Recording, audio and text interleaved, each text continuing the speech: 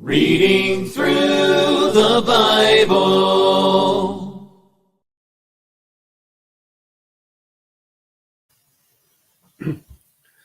Good evening.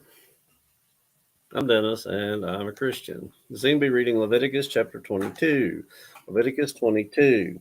Then the Lord spoke to Moses, saying, Speak to Aaron and his sons, that they may separate themselves from the holy things of the children of Israel, and that they do not profane my holy name by what they dedicate to me. I am the Lord.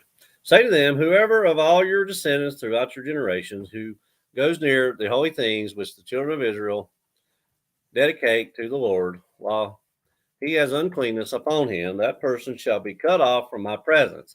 I am the Lord. Whatever man of the descendants of Aaron who is a leper or has a discharge shall not eat the holy offerings until he is clean.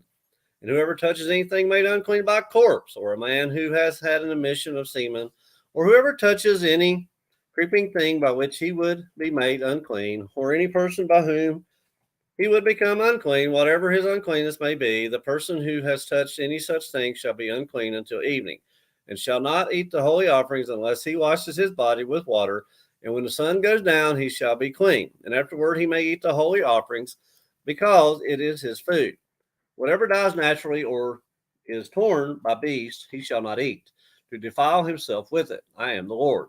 They shall therefore keep my ordinances, lest they bear sin for it and die thereby if they profane it. I, the Lord, sanctify them. No outsider shall eat of the holy offering. One who dwells with the priest or a hired servant shall not eat the holy thing.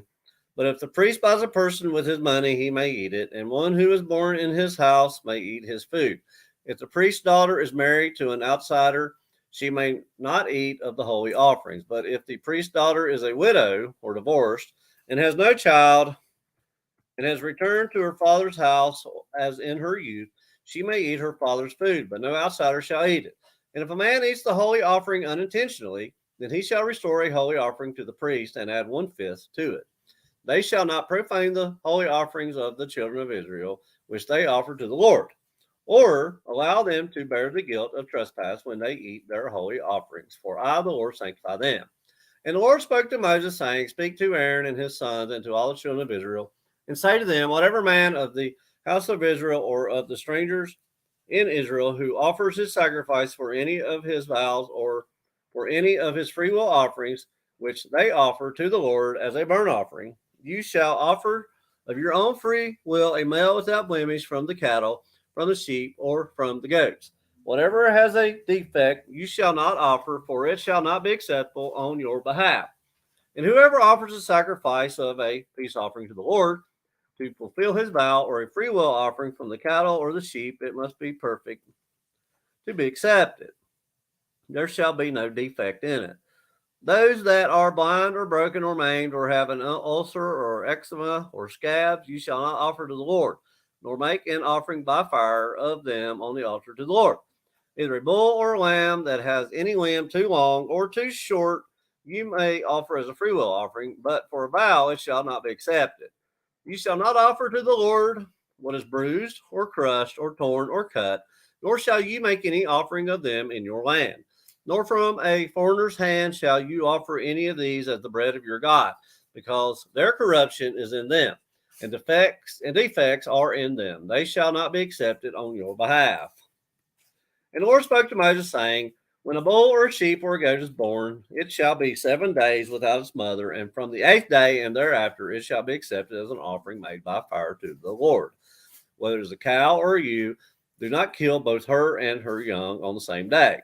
And when you offer a sacrifice of thanksgiving to the Lord, offer it of your own free will. On the same day it shall be eaten, you shall leave none of it until morning. I am the Lord.